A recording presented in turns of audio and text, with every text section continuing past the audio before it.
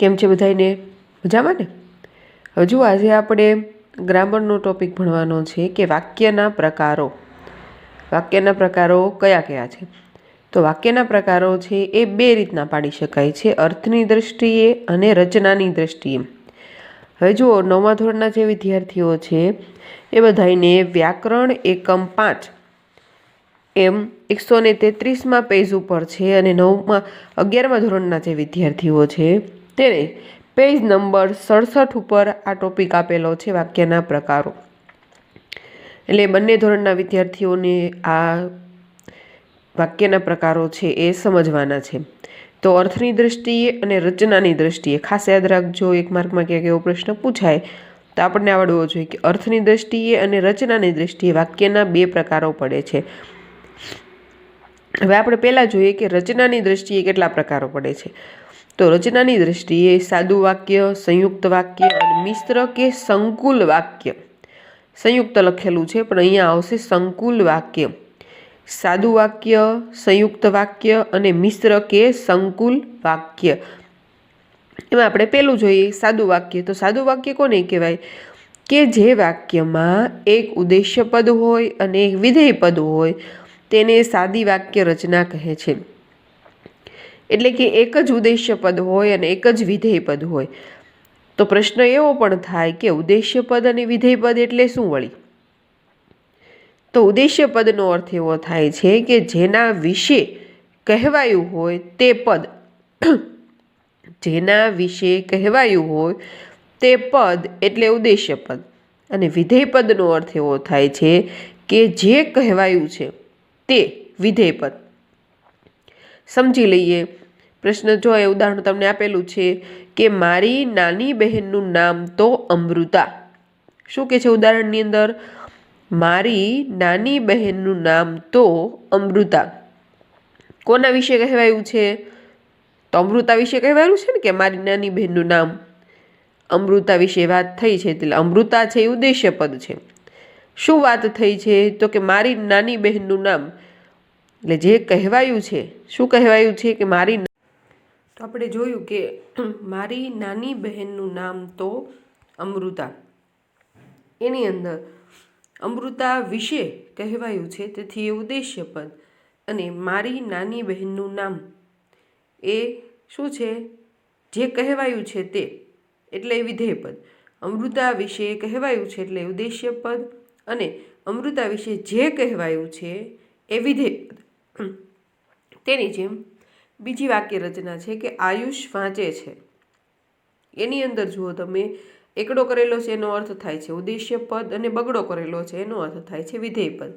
આયુષ એટલે જેના વિશે કહેવાયું છે, આયુષ વિશે કહેવાયું છે એટલે આયુષ્ય ઉદ્દેશ્ય પદ, અને એના વિશે શું કહેવાયું છે કે વાંચે છે એટલે એ વિધેય પદ. તેવી જ રીતે અન્ય ઉદાહરણમાં પણ છે કે તાજમહેલ વિશે કહેવાયું છે તેથી ઉદ્દેશ્ય પદ, અને ખૂબ સુંદર છે તેથી એ વિધેય પદ, કારણ કે તાજમહેલ વિશે કહેવાયું છે. ત્યાર પછી છે તેજસ રમકડાથી રમે છે. એની અંદર જુઓ તમે કે તેજસ છે એ ઉદ્દેશ્ય પદ છે કારણ કે એના વિશે કહેવાયું છે. વિધેય પદ એટલે રમકડાથી રમે છે. રમકડા જે તેજસ જે પ્રવૃત્તિ કરી રહ્યો છે એના વિશે, ટૂંકમાં તેજસ વિશે જે કંઈ કહેવાયું હોય તે વિધેય પદ. એટલે ખાસ યાદ રાખવાનું કે સાદી વાક્ય રચના હોય એની અંદર શું હોય? એક જ ઉદ્દેશ્ય પદ અને એક જ વિધેય પદ હોય છે. એટલે કે કર્તા અને કર્તા જે કંઈ કરતો હોય એ બે જ વસ્તુઓ છે એની અંદર હોય તો એને આપણે સાદી વાક્ય રચના છે એ કહીએ છીએ. ત્યાર પછી વાક્યનો બીજો પ્રકાર છે સંયુક્ત વાક્ય રચના. જો આ સાદી વાક્ય રચના ઘણા ઉદાહરણો તમારા પુસ્તકમાં પણ છે. હમણાં મેં વાત કરી એમ કે 9મા ધોરણમાં છે એ 132 કે 33 પેજ ઉપર છે, અને 11મા ધોરણમાં 67માં પેજ ઉપર છે. એટલે ખાસ જોઈ લેજો, કારણ કે ઘણા બધા ઉદાહરણો તમારી પુસ્તકમાં જે ભણવામાં પાઠ કે કાવ્ય આવતા હોય એના પણ ઘણા બધા ઉદાહરણો છે એની અંદર તમને મળી રહેશે.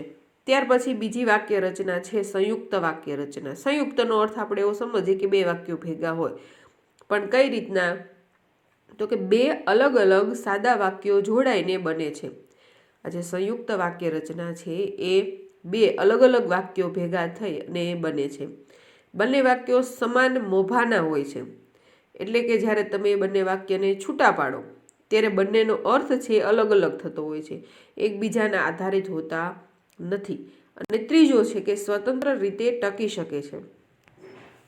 સંયુક્ત વાક્ય રચના છે એનો અર્થ જેવો થાય છે કે જ્યારે તમે બંને વાક્ય જે છે એ સંયોજક વડે જોડાયેલા હોય, એટલે કે તમને એ ઉદાહરણ આપેલું છે, અનિલ અમદાવાદ ગયો અને રમેશ રાજકોટ ગયો. બીજું ઉદાહરણ છે કે અરુણિમાએ આફ્રિકાનું કિલીમાંજારો અને યુરોપનું એલ્બ્રુસ સર કર્યું. અને છે એ સંયોજક છે.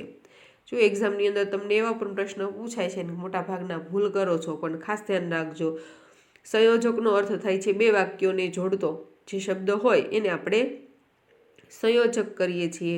પણ, ત્યારે, છતાં, કેમ કે, જ્યારે, જ્યાં ત્યાં, આ બધા શબ્દો છે એને શું કહેવાનું? સંયોજક તરીકે આપણે ઉપયોગ કરીએ છીએ વ્યાકરણની અંદર. તો આપણે વાત કરીએ છીએ સંયુક્ત વાક્યની. તો સંયુક્ત વાક્યની અંદર બે અલગ અલગ સાદા વાક્ય હોય, બે અલગ અલગ સાદા વાક્ય હોય તે જોડાય અને સંયુક્ત વાક્ય રચના બને છે. પરંતુ એ જે સાદા વાક્ય જોડાય એ કેવા હોય છે? બંને એકબીજા ઉપર આધારિત હોતા નથી. આધારિતનો અર્થ એવો થાય કે આપણે એવું ઉદાહરણ લઈએ કે અમૃતાને એનો ભાઈ જે છે એને પાંચિકા આપ્યા. અમૃતાને એના ભાઈએ પાંચિકા આપ્યા, તો એનું આપણે અર્થ એવો લઈ શકીએ કે એના ભાઈએ પાંચિકા આપ્યા તો એને બદલામાં શું આપ્યું હતું?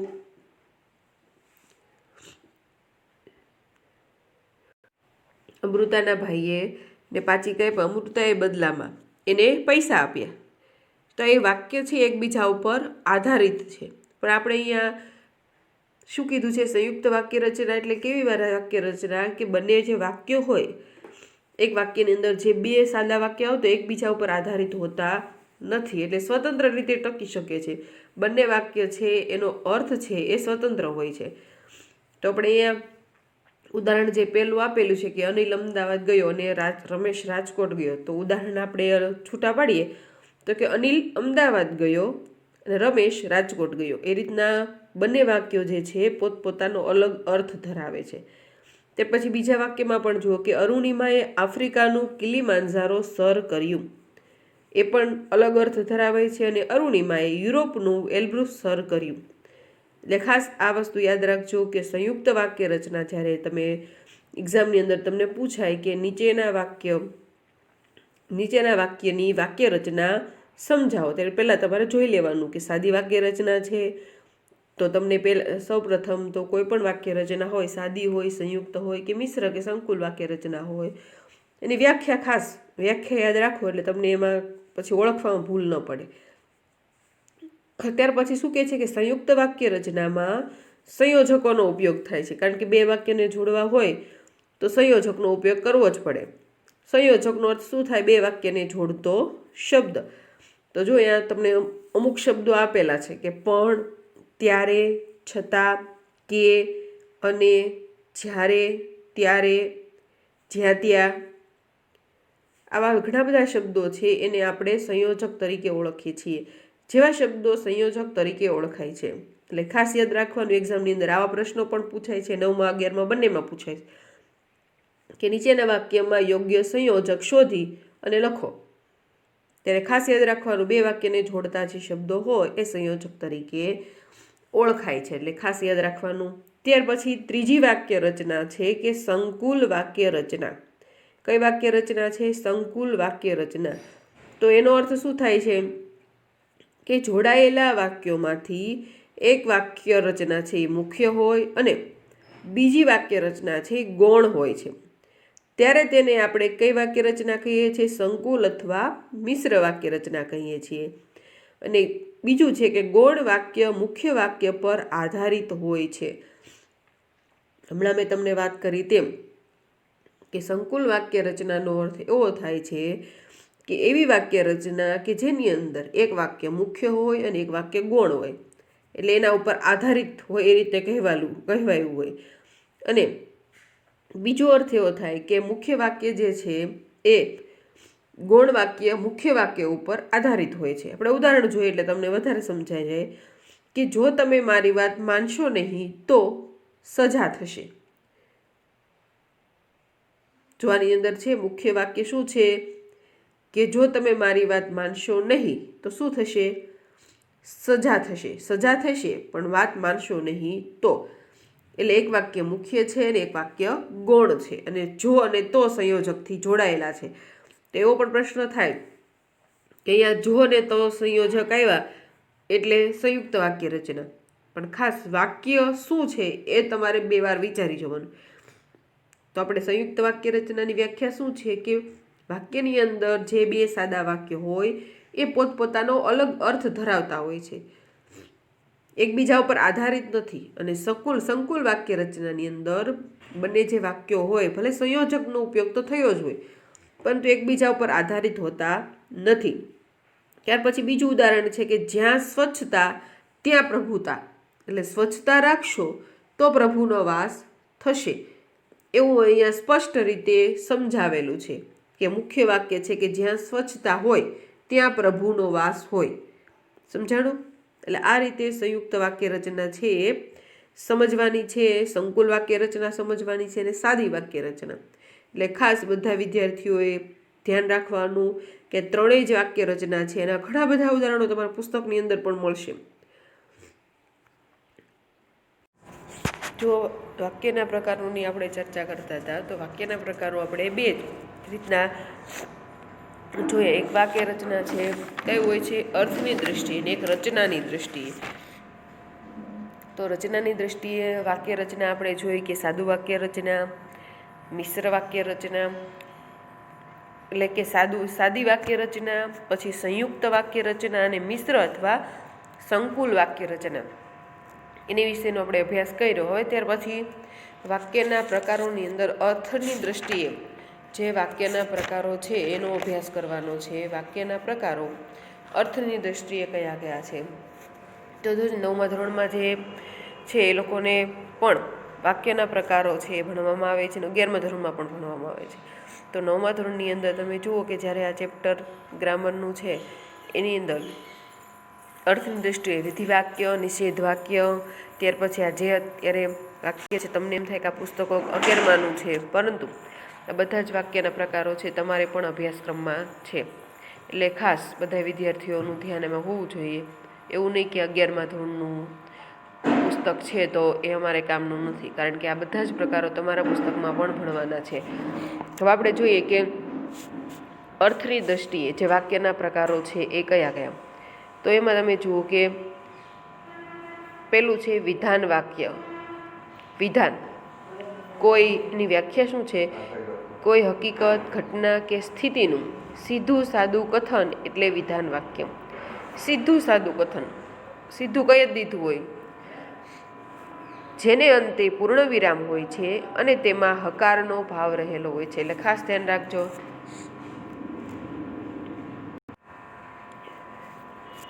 એટલે વિધાન વાક્યની અંદર ખાસ ધ્યાન રાખવાનું કે કોઈ હકીકત જે બની ગયેલી હોય એવી સમજવાની એવી હકીકત જે છે એના વિશે સીધું સાદું કહી દીધેલું હોય અને વાક્યને અંતે પૂર્ણ વિરામ હોય. અને ખાસ ધ્યાન રાખવાનું વાક્ય નકારવાચક હોતું નથી. વિધાન વાક્યની અંદર શું હોય છે? માત્ર હકારનો ભાવ જ એ વાક્યની અંદર હોય છે. જો આપણે ઉદાહરણ જોઈએ કે સૂર્ય આપણને પ્રકાશ અને ગરમી આપે છે. સૂર્ય આપણને પ્રકાશ અને ગરમી આપે છે. બીજું, મને 12મું વર્ષ ઉતરીને 13મું બેઠું. ત્રીજું, મનુષ્યની સર્વ ઇન્દ્રિયોમાં જીભનું સ્થાન વિશિષ્ટ છે. ચોથું, અણદો જોળીમાંથી મોરલી કાઢીને વગાડવા લાગ્યો. એટલે આ વાક્યો તમે જ્યારે વાંચશો ત્યારે જ તમને ખ્યાલ આવી જશે ખરેખર આની અંદર વિધાન વાક્ય એ છે. ત્યાર પછી છે હરિયો આખા રસ્તે હસતો હસતો ઘેર ગયો.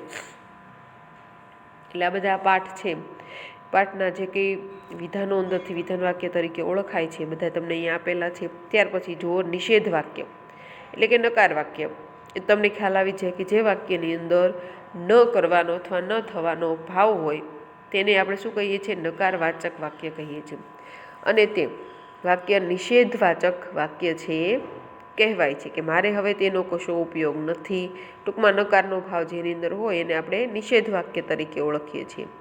બીજું છે અમે બંને આ પરિસ્થિતિ સહી ન શક્યા. ત્રીજું ઘણી ખરી ઇન્દ્રિયો પર આપણો કાબુ નથી. એ ગામની સફાઈ દિલપૂર્વક કરતો પણ બદલામાં કશું માંગતો નહીં. આ બધા વાક્યો કેવા છે? નિષેધવાચક વાક્ય રચના કહેવાય. હવે ત્યાર પછી છે પ્રશ્નવાચક. એ તો બધાને ખ્યાલ આવી જાય પ્રશ્નવાચક વાક્ય રચના, કે જે વાક્યની અંદર પ્રશ્ન પૂછવો ન હોય એને આપણે શું કહીએ? પ્રશ્નવાચક વાક્ય રચના. પણ અહીં કાંઈ તમારી મરિયમનું નામ નોંધી રાખ્યું છે? ત્યાર પછી મારા છોકરાને આંગળી અડાડવાની હિંમત કોણે કરી? ત્રીજું મારા મનમાં કુતૂહલ જાગી ગયું, આ અણદો કોણ હશે? એટલે પ્રશ્નવાચક જે કંઈ વાક્યો હોય એને આપણે શું કહીએ છીએ? પ્રશ્નવાચક વાક્ય રચના. ચોથું ઉદ્ગારવાચક. ઉદ્ગારવાચક વાક્ય રચનાની અંદર ભાવ દર્શાવેલો હોય, એ પછી હર્ષનો હોય, શોકનો હોય, ઘૃણાનો હોય, વિસ્મય હોય, આશ્ચર્યજનક ભાવ હોય, એ બધા એના ચિહ્નો છે. એ તમને ખ્યાલ જ છે.